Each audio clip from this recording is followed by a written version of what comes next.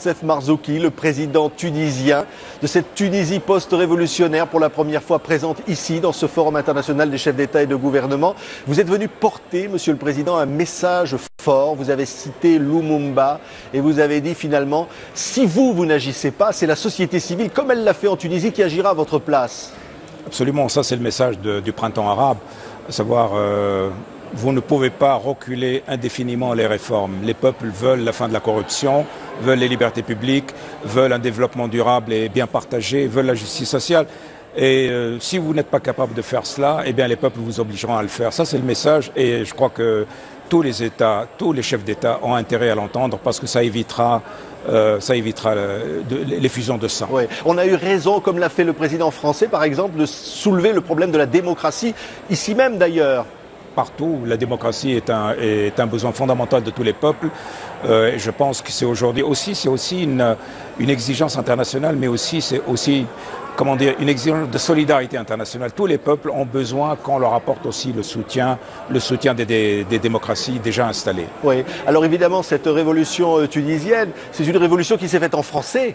Dégage, c'était oui, en français. Qui est passé maintenant dans le dialecte arabe. Oui. Partout en Égypte aussi on dit dégage. Oui. Est-ce que l'image, et vous le dénoncez parfois, une image peut-être déformée de votre pays dans les médias internationaux, on dit mais oui mais maintenant c'est une autre Tunisie qui existe, c'est une Tunisie où le français est en perte de vitesse face notamment aux islamistes qui préfèrent évidemment la langue arabe. Bah écoutez, moi aussi je préfère la langue arabe. Il est normal que nous sommes des Arabes, nous préférons notre langue.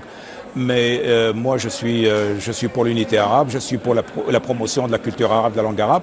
Mais pour moi, il faut absolument que nous maintenions le français parce que il fait partie de notre héritage culturel.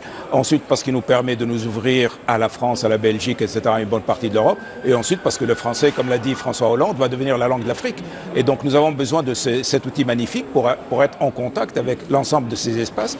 Et c'est absolument pas, je veux dire, aujourd'hui, un peuple qui ne possède pas 2-3 langues n'est pas bien dans le monde. Et peut-être, je pense que les Français aussi feraient mieux d'apprendre d'autres langues que le français. Oui. Alors que nous, ça fait longtemps, tellement longtemps que nous apprenons le français. Oui. Il est temps que les Français, par exemple, apprennent l'arabe aussi, ce serait pas mal. Il n'y a pas la langue de deux peuples, finalement, en Tunisie, entre l'arabe et le français. C'est la langue du même peuple. C'est la langue du même peuple et vous savez... La Tunisie est un très très vieux peuple, nous sommes là depuis 3000 ans. Les Phéniciens, déjà, les ports phéniciens, ça parlait 2-3 langues, ça parlait le grec, ça parlait le phénicien, ça parlait le latin. C'est dans la tradition de la Tunisie, c'est un pays ouvert.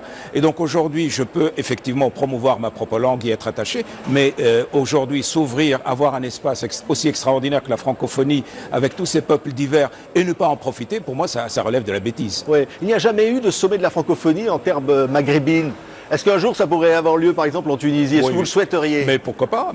Moi je ne considère pas que le fait d'être francophone puisse être en aucune façon contradictoire avec mon arabité. C'est quelque chose de plus. Moi je regrette beaucoup de ne pas connaître plus de langues. Et aujourd'hui je pense que c'est dans notre intérêt d'avoir cet outil qui est déjà là, que nous possédons, que nous maîtrisons, qui est effectivement notre pont vis-à-vis notamment de l'Afrique, mais ça nous oblige, on peut aussi d'apprendre d'autres langues, l'anglais, le chinois, etc.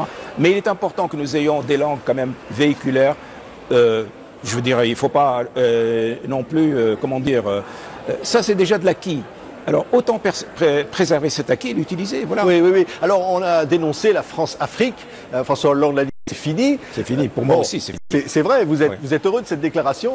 Ah ben bien sûr, mais moi quand j'avais pris mes responsabilités, j'avais dit la France-Afrique ne passera plus par Tunis. La France-Afrique c'était quelque chose, à mon avis, c'était le relent du colonialisme. Enfin, c'était le colonialisme qui n'avait pas été réellement apuré. Et aujourd'hui, le colonialisme c'est vraiment fini, donc la France-Afrique c'est fini. Mais c'est une autre relation entre la France et l'Afrique, basée sur le respect mutuel, basée sur l'amitié, basée sur l'échange. Et ça, on en veut. Mais il y avait une relation France-Tunisie basée sur des réseaux, et le français pour beaucoup en Tunisie, synonyme finalement de cette influence de la France qui veut dicter sa politique à la Tunisie. Oui, le français c'est pas ça.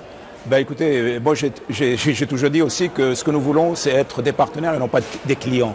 Et je pense que c'est cette nouvelle mentalité. Aussi bien en Tunisie qu'en Afrique, nous ne sommes plus des clients, nous sommes des partenaires à part entière. Et c'est à partir de ce moment-là que nous pouvons construire des choses en commun. Alors évidemment, il y a un gouvernement islamiste en Tunisie. Non, il n'y a pas de gouvernement islamiste en Tunisie. Il y a une troïka dans laquelle il y a une composante islamiste importante. Mais il y a deux partis qui sont des partis laïcs. Donc c'est faux de dire que la Tunisie est gouvernée par un parti islamiste. C'est un abus de langage. À quand une constitution? Parce qu'on a plein de contradictions, évidemment, sur cette constitution, sur finalement ne pas condamner l'atteinte au sacré ou un certain nombre de choses concernant les femmes, considérées comme le complément de l'homme ou ce genre de choses. Et on s'inquiète finalement sur l'avenir. Est-ce qu'il va y avoir une constitution laïque? Je vais vous donner de bonnes nouvelles. Oui, il va y avoir une constitution. Elle sera promulguée d'ici 3-4 mois, j'espère, pour le 2e anniversaire de la Révolution. Les droits de l'homme et les droits de la femme, ils seront respectés. Cette histoire de complémentarité, c'était à la limite une ânerie qui a été balayée d'un revers de la main. Il y aura le terme égalité et rien d'autre. Cette histoire d'atteinte au sacré, là aussi, elle ne figurera pas dans la Constitution parce que nous voulons que l'islam soit considéré comme la religion de l'État et c'est largement suffisant. On n'est pas obligé de rentrer dans les considérations byzantines. Et ensuite, ce sera un État démocratique, un État donc qui accepte la pluralité des opinions, etc. Ce sera la constitution d'une société moderne et d'un État démocratique. Oui, mais quand on voit, évidemment, M. Ranucci qui, dans une vidéo diffusée sur Internet, qui s'adresse à des salafistes et qui leur dit, vous verrez, un jour, la société laïque sera battue, on installera un État islamique et c'est ce que je souhaite. Pour moi, ce discours n'engage d'abord que sa propre personne. Je suis tout à fait étonné par ce discours parce que, si vous voulez, tout l'accord historique que j'avais fait avec Ranucci était basé sur le principe suivant. C'est la société tunisienne, elle est complexe. Il y a une partie traditionnaliste, il y a une partie moderniste. Il ne faut pas que ces deux parties rentrent en conflit, parce que c'est la guerre civile froide. Hein. C'est l'alternance de l'exclusion d'une partie de l'autre. Et qu'il fallait trouver un moyen pour que des laïcs modérés et des islamistes modérés travaillent ensemble, quitte à éliminer les extrémistes islamistes et les extrémistes laïcs. Oui. C'était ça la base de l'accord. Et cet accord-là, il faut qu'il soit respecté. Mais c'est pas un double langage de la part des islamistes, comme on le dit? Écoutez, pour moi, de toute façon, je pense que c'est une affaire malheureuse et je pense que le fait de diffuser cette vidéo maintenant, d'en avoir coupé aussi quelques parties. Parce que je sais que M. Ranucci a aussi parlé de la nécessité de respecter les libertés fondamentales et que ça a été enlevé. De toutes les façons, ce qui est sûr et certain, c'est que le contrat social qui va nous unir, c'est la Constitution. Et c'est là qu'on va juger les gens, sur la Constitution et sur leur façon d'obéir à la Constitution. Et que maintenant, il va falloir que les gens, effectivement, disent ce qu'ils pensent et pensent ce qu'ils disent. Merci, Monsieur le Président de la République tunisienne, d'avoir été l'invité de TV5 Monde ici à Kinshasa à l'occasion du sommet de la francophonie. Merci infiniment. Merci beaucoup. Merci beaucoup.